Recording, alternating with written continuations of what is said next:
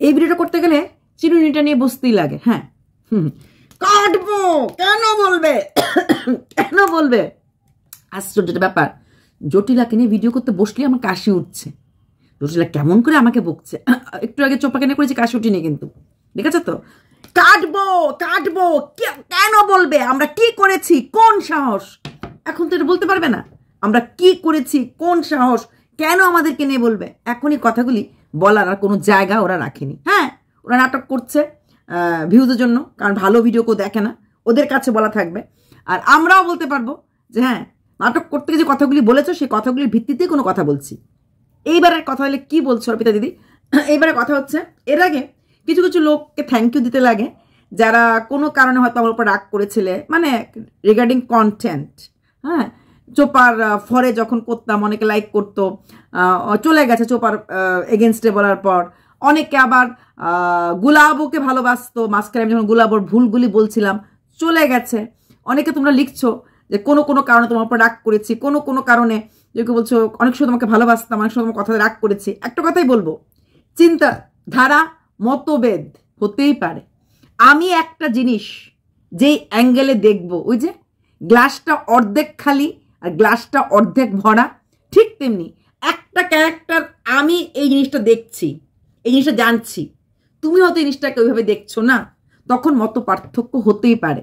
মত পার্থক্য হোক, আমার কারোর সাথে তোমার দুঃখ হবে না, কারোর সাথে যেন মনের মিলটা সরে না যায়, ঠিক আছে? মনের থেকে দূরে করো না, মতের অমিল হতেই পারে, মনের মিল যেন থাকে, ঠিক আছে? এটাই তো আমাদের ইন্ডিভিজুয়ালিটি বলি। তুমি একে এই নজরে দেখছো, ডান দিকে দেখছো না। আমি একটা ক্রিয়েটার, আমাকে এখানে অনেক কিছু বলতে লাগবে, আমাকে অনেক কিছু ইন্টেরিয়ার খবর নিয়ে জেনে বুঝে যেটা বলবো, তোমার কাছে সেটা খারাপ লাগতেই পারে, আমার কাছে সেটা লাগতেই পারে না। তাছাড়া একটা তো সবসময় বলি, আমি কোনো ক্রিয়েটারের অন্ধ ভক্ত নই, কারণ না এমন কেউ নেই যাকে নিয়ে আমি পজিটিভ বলেছি তাকে নিয়ে আমি নেগেটিভ বলিনি। আবার যখন সে ভুলটা শুধরানোর চেষ্টা করে তখনও তাকে আমি সাপোর্ট করেছি। তাতে লোককে যে যা বলুক, আই নেভার কেয়ার। না তো আমার সহক্রিয়েটারদেরকে যে হ্যাঁ ওটা বললে ও কষ্ট পাবে, ও তো আমার পক্ষে বলছে, আমি তোর বন্ধু, ওটা বলবো না, বা ওকে খারাপ পাবে, নো। আমার মনে হয়েছে এটা আমার বলা উচিত, এটা আমার এখান থেকে মনে হয়েছে। হতে পারে আমি ভুল, আমিও তো মানুষ, আমার একটা ভুল হতে পারে, কিন্তু আমার ভাবনাটাই আমি ক্যামেরা খুলে বলি, আমার চিন্তাধারাটাই আমি বলি। চিন্তাধারাটা সবসময় যে আমার চিন্তাধারা হলেই ভালো হবে বা আমি বললেই ঠিক হবে সেটা নাই হতে পারে, কিন্তু ওই যে বললাম বলবই, আমার মনে হয়েছে এটা বলবো তো এটা বলবই। আর প্লাস যখন কোনো ভিডিও অ্যাটলিস্ট আমি করি অনেকটা দিক ভেবে চিনতে আগা পিছা দেখে নানা রকম মানে মোটামুটি স্টাডি করা ফট করে যে বললাম এই গাছ ওই গাছ থেকে ছিঁড়ে ছুঁড়ে একটা কোনো মতে স্যাপ দিয়ে ল্যাপ দেওয়াটা, এটা বিশ্বাস করি না। হ্যাঁ, তো সেটা সেক্ষেত্রে চিন্তা ভাবনা করি। আর অবশ্যই মতের অমিল হতেই পারে যে আমি ভুল করেছি হয়তো বা কোনো জায়গায়, তোমাদের মনে হয়েছে, আর আমার মনে হয়েছে যে না আমি যেটা করছি সেটা ঠিক করছি। যাই হোক, সেটা হচ্ছে আমার পার্ট। এবার আসছি যেটা বলতেছিলাম, ইন্ট্রোটা বেশি বড় হয়ে গেছে। বলতেছিলাম এই কথাটা যে বাবা বাবা বাবা ওই যে বাবা মারা গেছিল, আমার বাবা মরে গেছে, বাবার মৃত্যু নিয়ে, মানে শ্বশুর বাবা নিয়ে কম কথা বলতে হয়নি। আরে হাসি খুশি মামু নিয়েও কম কথা বলেনি। বাবাকে নাকি আমরা খাটিয়ে খাটিয়ে মেরে ফেলেছি, কোনো সন্তানকে তার মা বাবাকে খাটিয়ে খাটিয়ে মারে, কোনো সন্তানকে তার বাবা মাকে ছোট করে, এরকম অনেক কথা বলেছে, অনেক কথা। সঙ্গে তার ফলোয়ার্সরা আমাদেরকে বলেছে। কিন্তু ওই বাবার মৃত্যুর পর বা বাবার 1 বৎসর শ্রাদ্ধেতে পরিবারের কেউ কোনো ট্রিবিউট দেয়নি, না বধূ না 2 খান কন্যা। বাবা থাকতে শুধু কাজ করে গেছে, মৃত্যুর পর যে বাবা এমুক ছিল, বাবা অমুকটা বলেছে, বাবা অমুকটা করেছে, একবারের জন্য আমি বলেওছিলাম এ কিরকম। ইনফ্যাক্ট সেই বৎসরান্ততে যেই হাসি আনন্দ ফুয়ারা সাজের ঘটা ছিল, কি মেয়ে কি বউ, কি ছেলের বউ কি নিজের বউ, হ্যাঁ, তখনও অবাক লেগেছিল। বলেছিলাম এই কথাগুলি বললেই তো খারাপ, এই কথাগুলি বললেই তো খারাপ। শ্রাদ্ধ বাড়ি হই হুল্লোড়ে ভরে গেছিল, আমাদের চোপাও ছিল সেখানে, ইনু মিনু ম্যান্ডিও গেছিল। বাবা ম্যান্ডির তখন হাই টাইম, 2023 জুন মাস, হ্যাঁ ভুলবো কি করে, 2022 জুনে আমার সীমাকে ধাপ্পা দিয়েছিল, হাও হাও করে কাটছিল। তারপর 2023 ফেব্রুয়ারিতে সীমাকে লিগেল নোটিশ পাঠিয়েছিল। ইয়েস, আমি বাড়িতে এসেছিলাম, শিফট করছিলাম, ভিডিও দিনই 4-5 দিন একদম আউট অফ ওয়াইটি না, আউট অফ মোবাইল ছিলাম, মোবাইলটা হাতেও নিতে সময় পাইনি, এত ব্যস্ত ছিলাম। তখনই সীমার ফোন, সীমা বকাবকি করছিল, অর্পিতা তুই কই, এই অবস্থা। তারপর সেই নোটিশটা নিয়েই আমাদের এই অনেস্ট গ্রুপ নামে গ্রুপটা ছারখার হয়ে গেছিল। কারণ সীমাকে বলা হয়েছিল চুপ থাকো, কিন্তু সীমাকে চুপ থাকা বলা হয়েছিল, সীমা কিছু আউট করেনি, কেউ সীমা কিছু বলেনি, কিন্তু কোনো আরেকজন বাইরের মানে যে সীমাকে চুপ থাকতে বলেছিল সেই এটা আউট করে দিয়েছিল। এটা সীমাও খুব কষ্ট পেয়েছিল, আর তার ফলেই মেনলি ডিভিশন অফ অনেস্ট গ্রুপটা হয়ে গেছিল।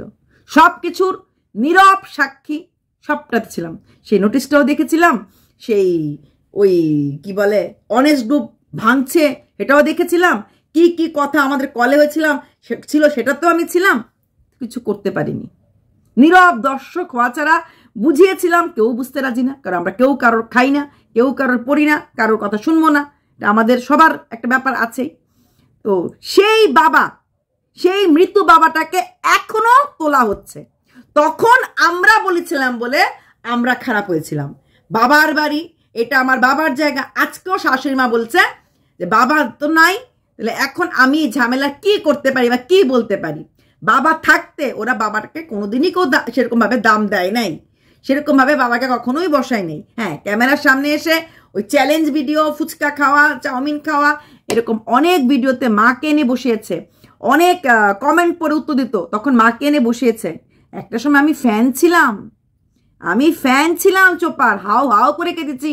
কোভিড হয়ে বলছে কি খাবে, কেমন করে খাবে, টাকা পাঠাতে লাগবে। বাবা, তখন তো ইউটিউবার ছিলাম না গো, 2020-এর কথা বলছি, ইউটিউবার তো ছিলাম না। একে সাহায্য করতে হবে, চোপার কিছু রান্না এমন করে দেখতাম যে কি সুন্দর করে ওই বেগুন তরকারি, ওর থেকে রান্না শিখেছিলাম। ওই বেগুন, দই বেগুন রান্না করতো, বড় বড় বেগুন গোটা শুদ্ধ কেটে, এইরকম ছিলাম, বুঝলে।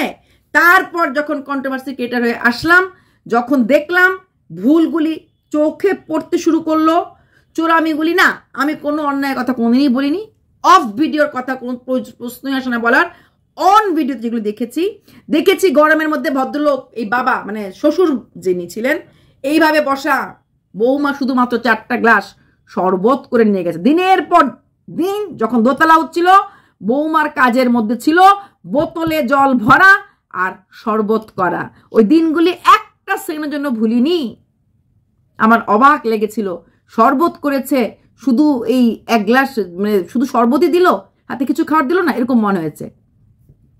ছাদ ঢালাই মানে প্রচুর খাওয়া দাওয়া হয়, একটা করে মিষ্টি আর কি দিয়ে রুটি বোধহয় দিয়েছিল কিনা মনে নেই, ব্যাস ছাদ ঢালাই শেষ। ছাদ ঢালাইতে ভরপেট খাওয়ানো হয়, করে নাই। আবার ক্যাপশন দিয়েছিল ছাদ ঢালাইতে প্রচুর লোক আসলো, হ্যাঁ, দূর তক দূরবীক্ষণ দিয়ে দেখি নাই। এই যে মিথ্যা তোমরা বলছে, এখন নাটকটা মিথ্যা করছে, টাকার জন্য করছে, ভিউজ জন্য করছে, মিথ্যাগুলি তো আগেও করেছে। ছাদ ঢালাইয়ের ভিডিওটাতে আমরা দেখেছিলাম, আমরা বারবার বলছি, আমি দেখেছিলাম প্রচুর লোক খেয়েছে, কিন্তু লোক আমরা দেখতে পাইনি।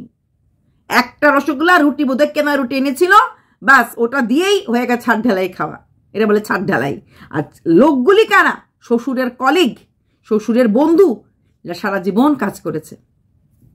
এটা ছিল ওদের সত্যি কথা। এইবার আসছি, বাবাকে নিয়ে বলেছো, এখন কেন সেই মরা মানুষটাকে, মৃত ব্যক্তিকে কেন টানা হচ্ছে?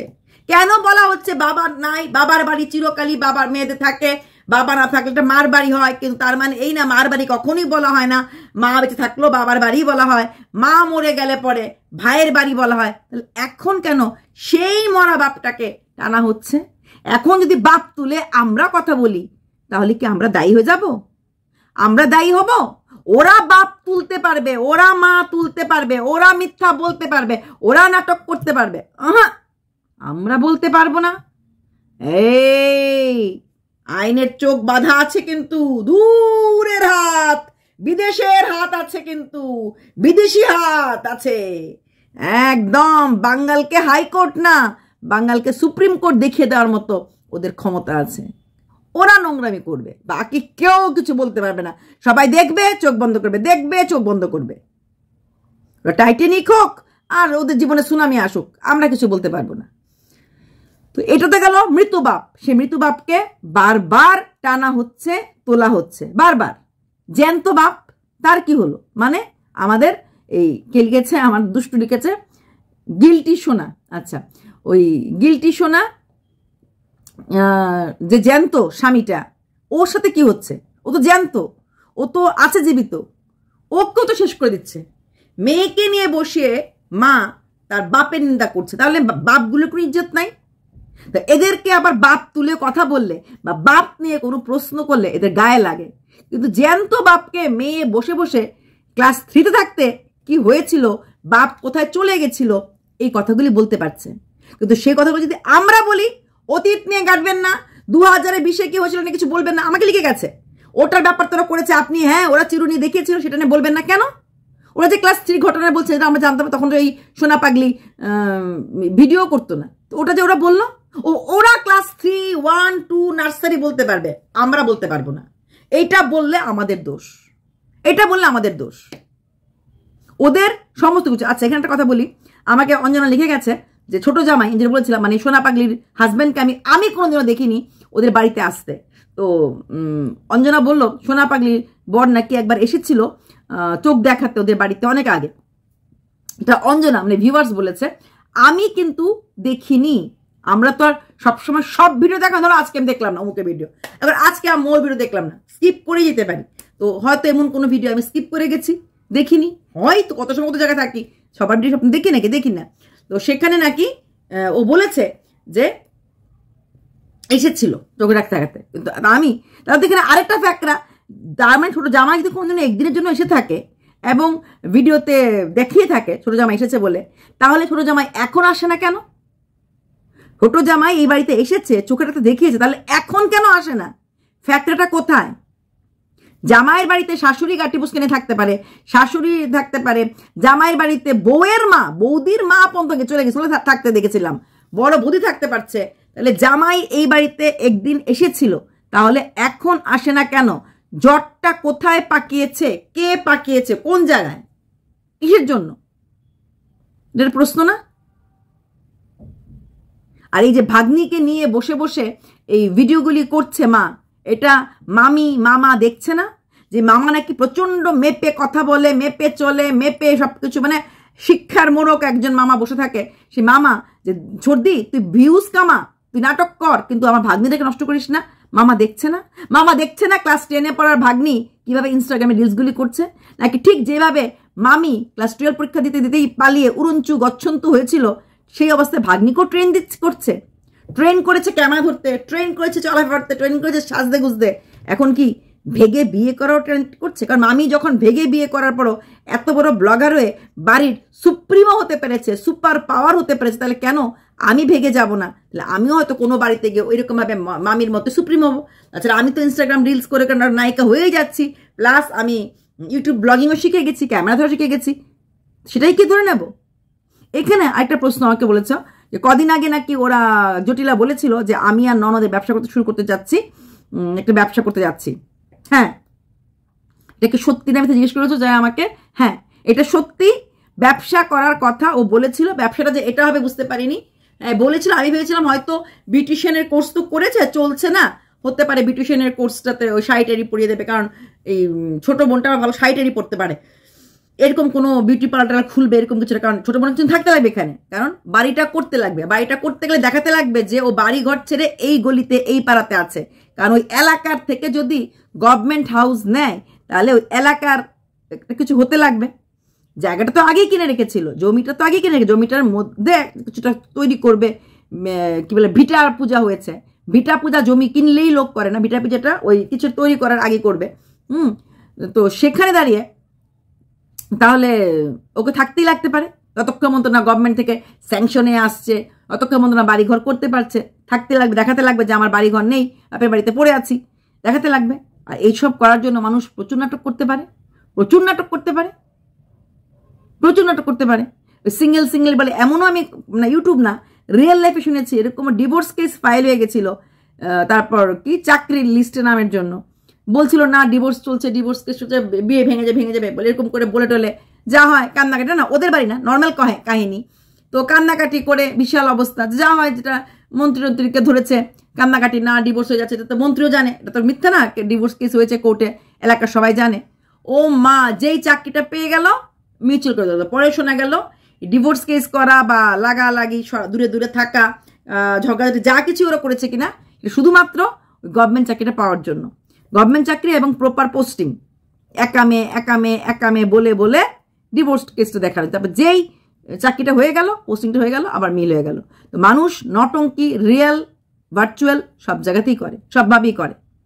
তাহলে যে আমাকে বলেছ সব আপগুলো উত্তর দিতে পারলাম। হ্যাঁ, ও এবং সবচেয়ে বড় কথা জমির কথাটা এখানে একবারও ননদ বলেছে যে আমি তো জমি কিনেছি, আমি তো ঘর করব, কিন্তু ইনডাইরেক্টলি বারবার বলছে যখন আমার সব কিছু হয়ে যাবে, মানে বাড়িটা হয়ে যাবে, আমি চলে যাব, বাড়িটা হয়ে যাবে বারবারই বলছে। কারণ ওর হতে পারে এইগুলি দেখিও লোককে দেখাচ্ছে যে আমার থাকার জায়গা নেই, আমার বৌদির সাথে আমার বনছে না, আমার স্বামীর সঙ্গে আমার ছাড়াছাড়ি, এটা দেখাতে পারে, সব দিকে লাভ।